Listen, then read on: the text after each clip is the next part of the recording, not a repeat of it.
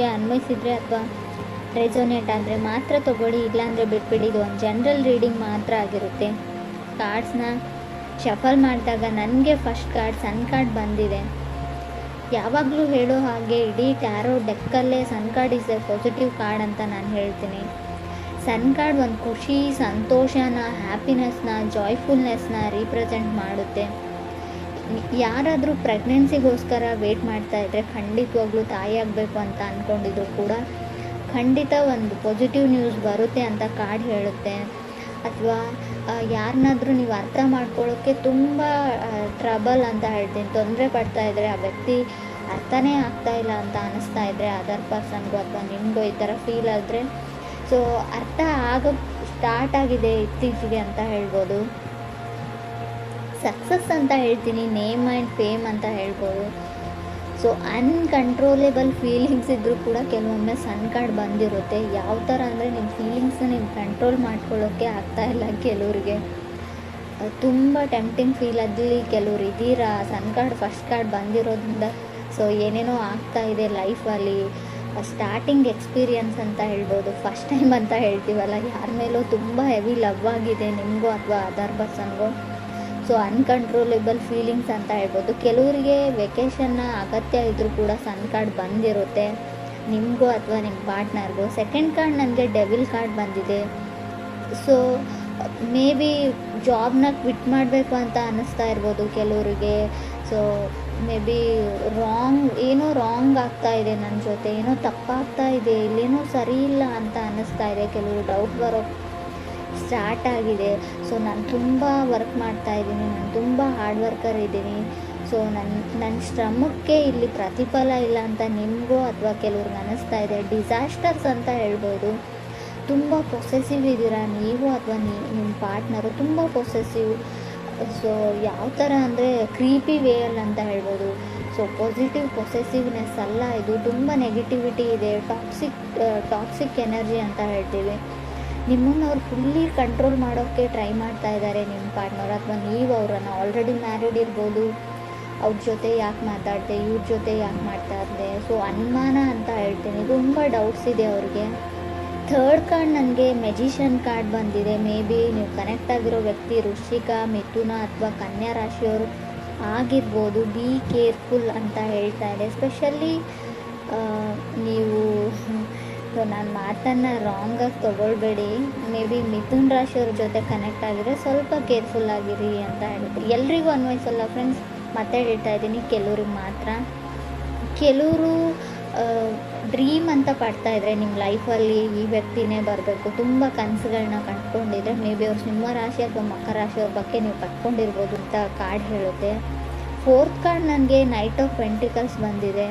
May be ಮಕರ ರಾಶಿಯವ್ರ ಜೊತೆ ನೀವು connect ಆಗಿದ್ರೆ ಅವ್ರು ತುಂಬ ಅವ್ರ ಫೀಲಿಂಗ್ಸ್ನ ಕಂಟ್ರೋಲ್ ಮಾಡ್ಕೊಳ್ತಾರೆ, ಬಟ್ ನಿಮಗೆ ಅನ್ಕಂಟ್ರೋಲೇಬಲ್ ಫೀಲಿಂಗ್ಸ್ ಇದೆ ಅಂತ ಹೇಳ್ಬೋದು ಕಾರ್ಡ್ ನೋಡಿದರೆ. ಫೋರ್ತ್ ಕಾರ್ಡ್ ನನಗೆ ನೈಟ್ ಆಫ್ ಪೆಂಟಿಕಲ್ಸ್ ಬಂದಿದೆ. ಸೊ ಕೆಲವೊಮ್ಮೆ ನೈಟ್ ಆಫ್ ಪೆಂಟಿಕಲ್ಸ್ ಮಾಡೋದನ್ನೆಲ್ಲ ಮಾಡಿಬಿಡ್ತಾರೆ ನೀವು ಅಥವಾ ನಿಮ್ಮ ಪಾರ್ಟ್ನರು. ಸೊ ನಾನೇನೂ ಮಾಡಿಲ್ಲ ಅನ್ನೋ ರೀತಿ ಇರ್ತಾರೆ. ಸೊ ಸ್ಮೂತ್ ಕ್ರಿಮಿನಲ್ಸ್ ಅಂತ ಹೇಳ್ತೀವಿ. ಸೊ ಯಾವುದೋ ಒಂದು ತಪ್ಪು ಕೆಲಸ ಅಂತ ಹೇಳಲ್ಲ ಫ್ರೆಂಡ್. ಸೊ ಹೇಗೆ ನಿಮ್ಮನ್ನು ಪಡ್ಕೊಳ್ಬೇಕು ಅನ್ನೋದನ್ನೆಲ್ಲ ಅವ್ರು ಎಫರ್ಟ್ ಹಾಕಿ ಮಾಡಿಬಿಡ್ತಾರೆ. ಕೊನೆಗೆ ಅವ್ರ ಫೀಲಿಂಗ್ಸ್ನ ಶೇರ್ ಮಾಡ್ಕೊಳ್ಳೋ. ಸೊ ಬಂದು ನಿಮ್ಗೆ ಅವ್ರು ಪ್ರಪೋಸ್ ಮಾಡಲ್ಲ, ಹೇಳಲ್ಲ, ಅದನ್ನು ಮನಸ್ಸಲ್ಲೇ ಇಟ್ಕೊಂಡಿರ್ತಾರೆ. ಈ ಥರ ನೀವಿದ್ದೀರೋ ಅದರ್ ಪರ್ಸನ್ ಇದ್ದಾರೋ. ಸೊ ಏನೂ ಗೊತ್ತಿಲ್ಲ, ನನಗೇನೂ ಆಗಿಲ್ಲ, ಏನೂ ನಡೆದೇ ಇಲ್ಲ, ನನ್ನ ಮನಸ್ಸಲ್ಲಿ ಏನೂ ಇಲ್ಲ ಅನ್ನೋ ಥರ ಆ್ಯಕ್ಟ್ ಮಾಡ್ತೀರಾ ನೀವು ಅಥವಾ ಅದರ್ ಪರ್ಸನ್. ಕಾರ್ಡ್ ಹೇಳೋ ಪ್ರಕಾರ ತುಂಬ ಸೀಕ್ರೆಟಾಗಿ ಯಾರನ್ನು ಅಡ್ಮೈರ್ ಮಾಡ್ತಾ ಇದ್ದೀರಾ ಮನಸ್ಸಲ್ಲಿ ನೀವು ಅಥವಾ ಅದರ್ ಪರ್ಸನ್ನು ಅಂತ ಕ್ಲಿಯರಾಗಿ ಕಾರ್ಡಲ್ಲಿ ಗೊತ್ತಾಗ್ತಾ ಇದೆ. ತುಂಬ ಹೆವಿ ಲವ್ ಇದೆ, ಮನಸ್ಸಲ್ಲಿದ್ದಾರೆ ಆ ವ್ಯಕ್ತಿ, ಕನಸಲ್ಲಿ ಕೂಡ ಬರ್ತಾರೆ ಅಂತ ಹೇಳ್ಬೋದು. ಫಿಫ್ತ್ ಕಾರ್ಡ್ ನನಗೆ 8 ಆಫ್ ಸಾರ್ಡ್ಸ್ ಬಂದಿದೆ. ಫಿಫ್ತ್ ಪ್ಲೇಸಲ್ಲಿ 8 ಆಫ್ ಸಾರ್ಡ್ಸ್ ಬಂದರೆ ಲಾಸ್ಟ್ ಅಂತ ಅನಿಸುತ್ತೆ. ಲಾಸ್ಟ್ ಚಾನ್ಸ್ ಯಾರು ನಿಮ್ಗೆ ಕೊಡ್ತಾ ಇದ್ದಾರೆ, ಕೆಲವ್ರಿಗೆ ಹೇಳ್ತಾ ಇದ್ದಾರೆ ಇದೇ ಲಾಸ್ಟ್ ಆ್ಯಂಡ್ ಫೈನಲ್. ಮತ್ತೊಮ್ಮೆ ಈ ಥರ ತಪ್ಪು ರಿಪೀಟ್ ಆದರೆ ಸೊ ನನ್ನಿಂದ ಇದನ್ನು ಎಕ್ಸೆಪ್ಟ್ ಮಾಡೋಂಗಿಲ್ಲ ನೀನು, ನಾನು ಮತ್ತೆ ನಿನ್ನನ್ನು ಎಕ್ಸೆಪ್ಟ್ ಮಾಡ್ಕೊಳ್ತೀನಿ ಅಂತ. ಸೊ ಆ ಥರ ಯಾರೋ ನಿಮ್ಗೆ ಸರಿಯಾಗಿ ಆವಾಜ್ ಆಗ್ತಾ ಇದ್ದಾರೆ ಅಂತ ಕೂಡ ಹಾಕಿದ್ದಾರೆ ಆಲ್ರೆಡಿ ಅಂತ ಕೂಡ ಕಾರ್ಡ್ ಹೇಳ್ತಾ ಇದೆ. ಸಿಕ್ಸ್ ಕಾರ್ಡ್ ನನಗೆ 10 ಆಫ್ ವಾಂಡ್ಸ್ ಬಂದಿದೆ. ಕೆಲವ್ರಿಗೆ ಒನ್ ಸೈಡ್ ರಿಲೇಷನ್ಶಿಪ್ ಅಂತ ಹೇಳ್ತೀನಿ. ಸಾರಿ ಫ್ರೆಂಡ್ಸ್, ಕೆಲವ್ರದ್ದು ಯಾಕೋ ಒಬ್ಬರ ಕಡೆಯಿಂದ ಇಂಟ್ರೆಸ್ಟ್ ಇಲ್ಲ, ಇನ್ನೊಬ್ಬರ ಕಡೆ ತುಂಬ ಇಂಟ್ರೆಸ್ಟ್ ಇದೆ. So no is no, yes is yes ಅಂತ ಹೇಳ್ತೀವಿ. ಸೊ ತುಂಬ ಕೆಲವ್ರಿಗೆ ಯಾವ ಥರ ಅಂದರೆ ಒಬ್ಬರು ನೋ ಅಂತ ಹೇಳಿದರೆ ಅದನ್ನು ನೋವಾಗಿ ತೊಗೊಳ್ಳೋದಿಲ್ಲ. ಸೊ ಅವ್ರಿಗೆ ಇಷ್ಟ ಇಲ್ಲ ಅಂದರೆ ಅವ್ರ ಪಾಡಿಗೆ ಅವ್ರನ್ನ ಬಿಟ್ಬಿಡಿ, ಬ್ರೇಕಪ್ ಮಾಡ್ಕೊಳ್ಳಿ, ಮದುವೆ ಆಗಿದ್ದರೂ ಕೂಡ ಡಿವೋರ್ಸ್ ತೊಗೊಳ್ಳಿ ಅಂತ ಹೇಳ್ತೀನಿ. ಕೆಲವೊಮ್ಮೆ ತುಂಬ ಕ್ರೀಪಿ ಅಂತ ಆವಾಗಲೇ ಹೇಳಿದೆ, ತುಂಬ ಡೌಟ್ಸು ನಿಮ್ಮ ಮೇಲೆ, ಯಾವಾಗಲೂ ಅನುಮಾನ, ಯಾವಾಗಲೂ ಹರ್ಟ್ ಮಾಡ್ತಾರೆ. ಟಾಕ್ಸಿಕ್ ರಿಲೇಷನ್ಶಿಪ್ ಇದ್ದರೆ ಅದರಿಂದ ಹೊರಗಡೆ ಹೋಗಿ ನೀವು ಅಥವಾ ಅದರ್ ಪರ್ಸನ್. 7th ಕಾರ್ಡ್ ನನಗೆ ಟೆಂಪ್ರೆನ್ಸ್ ಕಾರ್ಡ್ ಬಂದಿದೆ. ಮೇ ಬಿ ಧನುರಾಶಿಯವ್ರ ಜೊತೆ ಕೆಲವರು ಕನೆಕ್ಟ್ ಆಗಿರ್ಬೋದು. ಸೊ ಹೋಲ್ಡ್ ಆನ್ ಅಂತ ಹೇಳ್ತೀನಿ, ಅವ್ರನ್ನ ಅವ್ರ ಪಾಡಿಗೆ ಬಿಟ್ಬಿಡಿ ಅಂತ ಕಾರ್ಡ್ ಹೇಳ್ತಾ ಇದೆ. ಯಾಕೋ ಗೊತ್ತಿಲ್ಲ ನನಗೆ. ಸೊ ಬ್ಯಾಲೆನ್ಸ್ ಕಮ್ಮಿ ಇದೆ. ಸೊ ನೀವು ಖಂಡಿತ ಅನಿಸುತ್ತಾ ಬ್ರೇಕಪ್ ಆಗಿದೆ, ಆಲ್ರೆಡಿ ದೂರ ಆಗಿದ್ದೀರಾ ನೀವು, ಮತ್ತೆ ಆ ವ್ಯಕ್ತಿ ಬೇಕು ಅಂತ ನಿಮ್ಗೆ ಅನ್ನಿಸ್ತಾ ಇದೆ, ನಿಜವಾಗ್ಲೂ ನಿಮಗೆ ಮನಸ್ಸಿಂದ ಬರ್ತಾ ಇದೆಯಾ ಆ ಮಾತು ಅಂತ ಇನ್ನೊಂದು ಸರ್ತಿ ಯೋಚನೆ ಮಾಡಿ ಅಂತ ಕಾರ್ಡ್ ಹೇಳುತ್ತೆ. 8th ಕಾರ್ಡ್ ನನಗೆ ಎಂಪ್ರರ್ ಬಂದಿದೆ. 9th ಕಾರ್ಡ್ ನನಗೆ 8 ಆಫ್ ವಾಂಡ್ಸ್ ಬಂದಿದೆ. ಮೇ ಬಿ ಕೆಲವರು ಮೀನ್ ರಾಶಿಯವ್ರ ಜೊತೆ ಕೂಡ ಕನೆಕ್ಟ್ ಆಗಿರ್ಬೋದು. ಕಾರ್ಡ್ ಹೇಳೋ ಪ್ರಕಾರ ನಿಮ್ಮನ್ನು ಯಾರೋ ಇಗ್ನೋರ್ ಮಾಡ್ತಾ ಇದ್ದಾರೆ ಅಥವಾ ನೀವು ಯಾರನ್ನೋ ಇಗ್ನೋರ್ ಮಾಡ್ತಾ ಇದ್ದೀರೋ. ಆಲ್ರೆಡಿ ನಾನು ಹೇಳಿದ್ದೀನಿ. ಸೊ ಯಾರಿಗಾದ್ರೂ ನೀವು ಪ್ರಪೋಸ್ ಮಾಡಿದರೆ, ಅವರು ನಿಮ್ಗೆ ಹೇಳಿದರೆ, ರಿಜೆಕ್ಟ್ ಮಾಡಿದರೆ, ನೋವು ಅಂತ ಹೇಳಿದರೆ ಅದನ್ನು ನೋವಾಗಿ ತೊಗೊಳ್ಳಿ, ಅದರಲ್ಲಿ ಏನೂ ತೊಂದರೆ ಇಲ್ಲ. ಅವ್ರ ಹಿಂದೆ ಬೀಳೋದ್ರಲ್ಲಿ ಯಾವುದೇ ಅರ್ಥ ಇಲ್ಲ.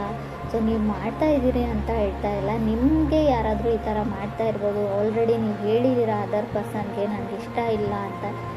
ಸೊ ಆದರೂ ಅವ್ರು ನಂಬ್ತಾ ಇಲ್ಲ, ಒಪ್ಕೊಳ್ತಾ ಇಲ್ಲ, ತುಂಬ ಇರಿಟೇಷನ್ ಅಥವಾ ಕಿರಿಕಿರಿ ಮಾಡ್ತಾ ಇದ್ದಾರೆ ಅಂತ ಅನ್ನಿಸ್ತಾ ಇದೆ ನಿಮಗೆ. ಖಂಡಿತವಾಗ್ಲೂ ಕ್ರಾಸ್ ವಾಚರ್ಸ್ ಯಾರಾದರೂ ನೋಡ್ತಾ ಇದ್ದರೆ, ಯಾರಾದರೂ ನಿಮ್ಗೆ ಹೇಳಿದರೆ, ಸೊ ನನಗಿಷ್ಟ ಇಲ್ಲ ಅಂತ ರಿಜೆಕ್ಟ್ ಮಾಡಿದರೆ ಖಂಡಿತ ಅವ್ರನ್ನ ಬಿಟ್ಬಿಡಿ. ಸೊ ಅವ್ರ ಹಿಂದೆ ಹೋಗಬೇಡಿ, ಅವ್ರನ್ನ ಫಾಲೋ ಮಾಡಬೇಡಿ. ಸೊ ತುಂಬ ಕ್ರೀಪಿ ಥಿಂಕ್ ಇದು, ಮಾಡೋದು ಒಳ್ಳೆಯದಲ್ಲ ಅಂತ ಹೇಳ್ತಾ ಇದೆ ಕಾರ್ಡು. ಮೇ ಬಿ ನೀವೇ ತೊಂದರೆಯಲ್ಲಿ, ಫ್ಯೂಚರಲ್ಲಿ ನಿಮಗೆ ತೊಂದರೆ ಆಗಬಹುದು. 10th ಕಾರ್ಡ್ ನನಗೆ 6 ಆಫ್ ಸಾರ್ಡ್ಸ್ ಬಂದಿದೆ. ಕೆಲವೊಮ್ಮೆ 6 ಆಫ್ ಸಾರ್ಡ್ಸ್ 10th ಪ್ಲೇಸಲ್ಲಿ ಬಂದರೆ ಖಂಡಿತವಾಗ್ಲೂ ನಿಮ್ಗೆ ಅನ್ಸೋಕ್ಕೆ ಸ್ಟಾರ್ಟ್ ಆಗುತ್ತೆ, ಎಲ್ಲರೂ ನನ್ನನ್ನು ಇಗ್ನೋರ್ ಮಾಡ್ತಾ ಇದ್ದಾರೆ, ಯಾರೂ ನನ್ನನ್ನು ಕೇರ್ ಮಾಡ್ತಾ ಇಲ್ಲ ಅಂತ. ನಿಮಗೂ ಅಥವಾ ಅದರ್ ಪರ್ಸನ್ಗೂ, ಅಥವಾ ಅವ್ರು ನಾನು ಇಷ್ಟ ಆದರೂ ಕೂಡ ಇಗ್ನೋರ್ ಮಾಡೋ ರೀತಿ ಆ್ಯಕ್ಟ್ ಮಾಡ್ತಾ ಇದ್ದಾರೆ ಅಂತ ಅನ್ನಿಸ್ಬೋದು. ಬಟ್ ಆ ಥರ ಎಲ್ಲ, ನಿಜವಾಗ್ಲೂ ಅವ್ರಿಗೆ ನೀವು ಇಷ್ಟ ಇಲ್ಲ, ಅವ್ರನ್ನ ಅವ್ರ ಪಾಡಿಗೆ ಬಿಟ್ಬಿಡಿ ಅಂತ ಕಾರ್ಡ್ ಹೇಳ್ತಾ ಇದೆ. ಕೆಲವ್ರಿಗೆ ಫ್ರೆಂಡ್ಸ್, ಎಲ್ರಿಗೂ ಅಲ್ಲ. So someone is coming back ಅಂತ ಹೇಳ್ತೀನಿ. ಶೋರಾಗಿ ಹೇಳೋದಾದರೆ, ಸೊ ಯಾರು ನಿಮ್ಮ ಎಕ್ಸು ನಿಮ್ಮ ಲೈಫಲ್ಲಿ ಮತ್ತೆ ಬರೋಕ್ಕೆ ತುಂಬ ಟ್ರೈ ಮಾಡ್ತಾ ಇದ್ದಾರೆ. ಕೆಲವೊಮ್ಮೆ 2nd ಪ್ಲೇಸಲ್ಲಿ ಡೆವಿಲ್ ಕಾರ್ಡ್ ಇರೋದ್ರಿಂದ ಕೆಲವರು ರಿಲೇಷನ್ಶಿಪ್ ಹಾಳಾಗೋಗಿದೆ. ಆಲ್ರೆಡಿ ನಿಮ್ಮ ಮದುವೆ ಆಗಿರ್ಬೋದು, ಡಿವೋರ್ಸ್ ತೊಗೊಳ್ಳೋದೇ ಒಳ್ಳೆಯದು ಅಂತ ನಾನು ಹೇಳ್ತಾ ಇದ್ದೀನಿ. ಯಾಕಂದರೆ ತುಂಬ ಟಾಕ್ಸಿಕ್ ಇದೆ ನಿಮ್ಮ ರಿಲೇಷನ್ಶಿಪ್ಪಲ್ಲಿ. ತುಂಬ ಯಾವ ಥರ ಅಂದರೆ, ನಾನು ಏನು ಹೇಳ್ತೀನಿ ಅದನ್ನೇ ಕೇಳಬೇಕು, ನೀನು ಅದನ್ನೇ ಮಾಡಬೇಕು, ತುಂಬ ಕಂಟ್ರೋಲಿಂಗ್ ಎನರ್ಜಿ ಅಂತ ಹೇಳ್ತೀನಿ. ಕೆಲವೊಮ್ಮೆ ಇದು ಸರಿಯಲ್ಲ ಅಂತ ಕೂಡ ಅನಿಸುತ್ತೆ ನನಗೆ. ಸೊ ಯಾರಿಗೂ ಆದರೂ ಅವ್ರಿಗೋಸ್ಕರ ಪರ್ಸ್ನಲ್ ಸ್ಪೇಸ್ ಅಂತ ಬಿಡಬೇಕು. ಸೊ ಅವ್ರ ಪಾಡಿಗೆ ಅವ್ರು ಏನು ಮಾಡ್ತಾರೋ ಮಾಡಲಿ. ಸೊ ಅವ್ರ ಲೈಫಲ್ಲಿ ಕೂಡ ತುಂಬ ಎಲ್ಲನೂ ನಾನು ಹೇಳೇ ಮಾಡಬೇಕು, ನನಗೆ ಯಾವ ಥರ ಹೇಳ್ತೀನಿ ಅದೇ ಥರನೇ ಇರಬೇಕು ಅನ್ನೋದು ಕಂಟ್ರೋಲಿಂಗ್ ಎನರ್ಜಿ ಇದೆ. ಡಾಮಿನೇಟಿಂಗ್ ಅಂತ ಹೇಳ್ಬೋದು. ತುಂಬ ಯಾವ ಲೆವೆಲ್ಗೆ ಅಂದರೆ ನೆಗೆಟಿವ್ ಡಾಮಿನೇಷನ್ ಇದೆ ಇಲ್ಲಿ. ಸೊ ನಿಮ್ಗೆ ಇಷ್ಟ ಇದ್ದರೆ ಆ ರಿಲೇಷನ್ಶಿಪ್ಪಲ್ಲಿ ಇರಿ. ಸೊ ಇಲ್ಲ ಅಂದರೆ ಖಂಡಿತ ಅದರಿಂದ ಹೊರಗಡೆ ಹೋಗಿ. ಕೆಲವೊಮ್ಮೆ ನಾವೆಲ್ಲನೂ ತಾಳ್ಮೆಯಿಂದ, ಪೇಷನ್ಸಿಂದ ಆಗೋದನ್ನೆಲ್ಲ ತಾಳ್ಮೆಯಿಂದ ತಾಳ್ತೀನಿ, ಸೊ ಅಡ್ಜಸ್ಟ್ ಆಗ್ತೀನಿ ಅನ್ನೋದು ಒಳ್ಳೆಯದಲ್ಲ. ಕೆಲವೊಮ್ಮೆ ಯೂನಿವರ್ಸ್ ಕ್ಲೂನ ಕೊಡುತ್ತೆ, ಏನೋ ಮುಂದೆ ಆಗೋ ಅನಾಹುತಕ್ಕೋಸ್ಕರ. ಸೊ ಯಾರಿಂದನೂ ಏನಾದರೂ ಹೇಳಿಸ್ತಾ ಇರುತ್ತೆ, ಅದನ್ನು ನೀವು ಗಮನ ಕೊಟ್ಟು ಕೇಳಿ. ಸೊ ತುಂಬ ದೊಡ್ಡ ಮಟ್ಟದ ಹಾನಿ ಆಗೋಕ್ಕಿಂತ ಮುಂಚೆನೇ ಅಲ್ಲಿಂದ ಹೊರಗಡೆ ಹೋಗೋದು ಒಳ್ಳೆಯದು. ನಿಮ್ಗೆ ಡೌಟ್ಸ್ ಬಂದರೆ, ಏನೂ ಸರಿ ಇಲ್ಲ ಅಂತ ಅನಿಸಿದರೆ, ನಾನು ಆಗಲೇ ಹೇಳಿದೆ, ಕೆಲಸ ಮಾಡೋ ಜಾಗದಲ್ಲಿ ಕೂಡ ನಿಮ್ಗೆ ಅನ್ನಿಸ್ಬೋದು ಇದು. ಸೊ ಯೋಚನೆ ಮಾಡಿ.